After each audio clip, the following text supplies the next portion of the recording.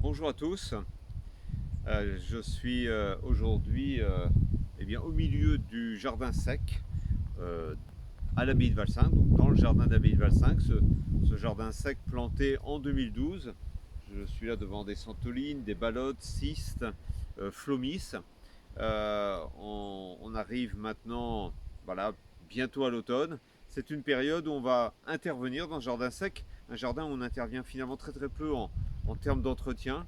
Euh, et puis là, c'est intéressant de venir constater que ces plantes, ont passé 3 mois sans pratiquement voir une goutte de pluie. On a eu un tout petit épisode de 15 mm il y a une semaine, ce qui a fait quand même un petit peu de bien, puisque ces plantes sont capables de capter la moindre petite pluie qui passe, mais elles ont bien résisté.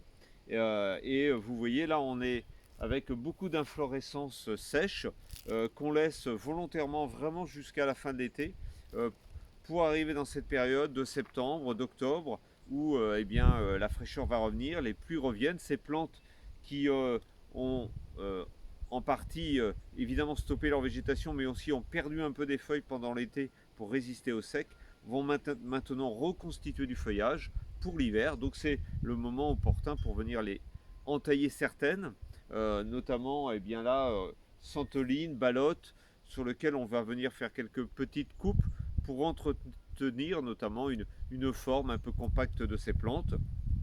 Pour d'autres, comme les cystes, il n'y a aucune intervention, il n'y a aucune taille. En tout cas, c'est un jardin où on limite énormément les interventions humaines.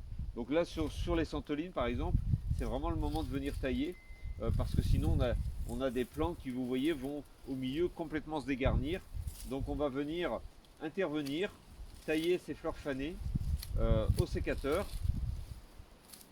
Alors, évidemment, derrière la coupe, il va y avoir un sentiment un petit peu de plante dégarnie, on le voit hein, au cœur, mais de nouvelles feuilles vont apparaître, donc il va y avoir ce petit moment un petit peu moins ornemental pour ces plantes, mais ça va permettre de reconstituer la plante.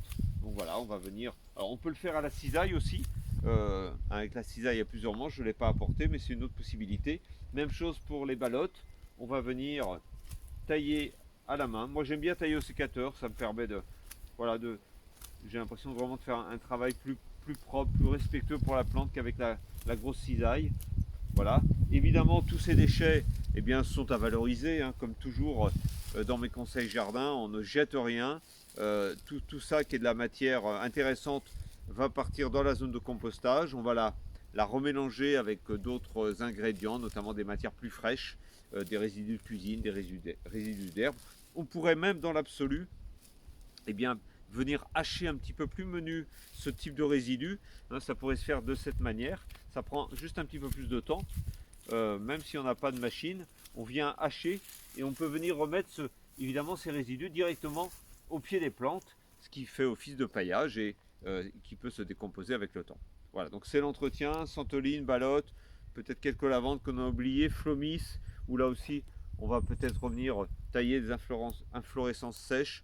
Voilà, quelques plantes que l'on va un petit peu reformer par une intervention au sécateur avant que l'automne ne s'installe.